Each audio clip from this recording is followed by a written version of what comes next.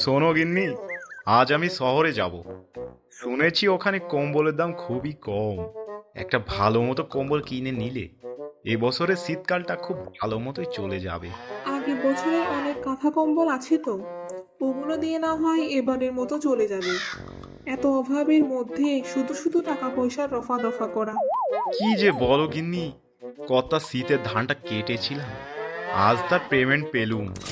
এখন এই টাকা পয়সাগুলো ঘরে রাখলে যদি বাড়িতে ডাকাত পড়ে তাহলে তো আর রক্ষে নেই গো। হলো যা, ডাকাতের খেয়ে দেওয়ার কাজ নেই, তোমার ওই সামান্য টাকার জন্য ডাকাতি করতে আসবে। তুমি কিন্তু আমাকে ইনসাল্ট করলে। 250 টাকা তোমার কাছে সামান্য মনে হলো গিন্নি? সামান্য বলবো না তো কি বলবো শুনি? কতদিন থেকে বলছি আমাকে একটা সোনার হার কিনে দাও, কিন্তু কে শোনে কার কথা। সরো এখান থেকে, আজকের পর থেকে তুমি আমার সামনে কথাই বলবা না।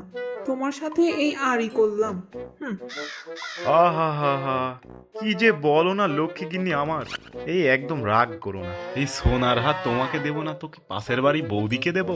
কিছুদিন অপেক্ষা করো, আগামী বছর একটা সোনার হার গড়িয়ে আমি নিজের হাতে তোমার গলায় পরিয়ে দেব। এটাই তোমার শেষ সুযোগ। এবার যদি সোনার হার না পাই তাহলে আমি বাপের বাড়ি চলে যাব। আচ্ছা আচ্ছা আচ্ছা, তাই হবে। আচ্ছা, খোকাকে দেখছি না তো, ও কোথায় গেল বলো তো? কোথায় আর যাবে, ছেলেটাও হয়েছে বাপের মতো।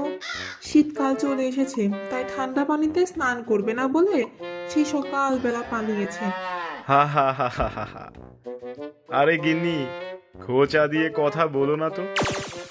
এখন খোকাকে কিভাবে স্নান করানো যায় তাই ভাবছি। তুমি বরং আমাকে একটা বুদ্ধি দাও। তাহলে কি? বাহ বাহ বাহ বাহ, কি চমৎকার বুদ্ধি তোমার। বুদ্ধি না থাকলে আর তোমার মতো হাড় কাটু বুদ্ধুর সংসার করি? ওই ওই ওই, আবার শুরু হলো। তুমি থাকো গিন্নি, আমি খোকাকে ডেকে নিয়ে আসি।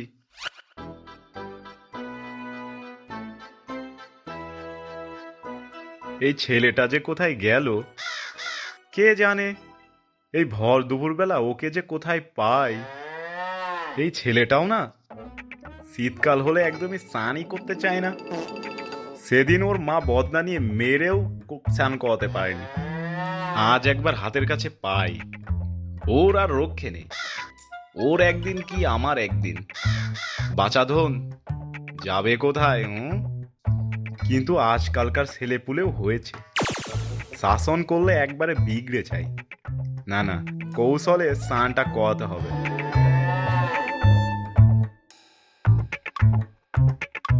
কি গো গোপালদা, এই ভর দুপুরে চললে কোথায় শুনি? আর বলো না ভাই, স্নানের ভয়ে ছেলেটা পালিয়েছে। গোপালদা, তোমার ছেলেটা ঠিক তোমার মতোই হয়েছে।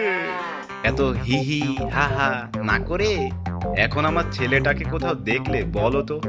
তোমার ছেলে ওই গ্রামের শেষের দিকে যে বট গাছটা আছে ঠিক তার নিচেই বসে আছে। আচ্ছা, এখন চলি তাহলে। আচ্ছা।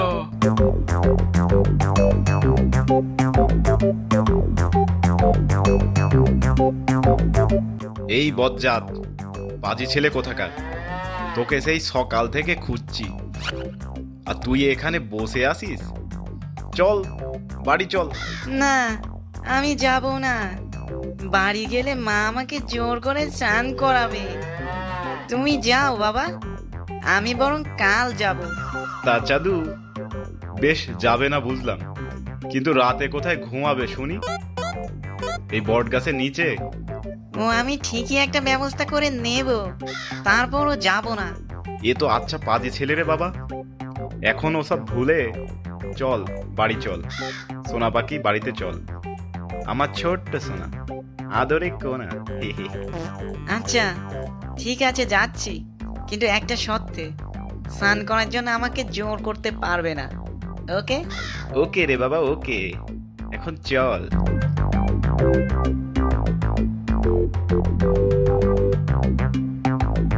বলি খোকা, তুই কখনো রাঙা শুক্র বার দেখেছিস? না তো বাবা, তুমি তো আমাকে কখনো নিয়েই যাওনি। ওটা কি দেখতে খুব সুন্দর বাবা? খুব সুন্দর, হেব্বি দেখতে। এই রে, কি সর্বনাশ হলো! খোকা, ও খোকা, তুই পুকুরে নেমে গেলি কখন রে? তুমি তো আমাকে ধাক্কা দিয়ে ফেলে দিলে, আমার সারা গা পানিতে ভিজে গেল।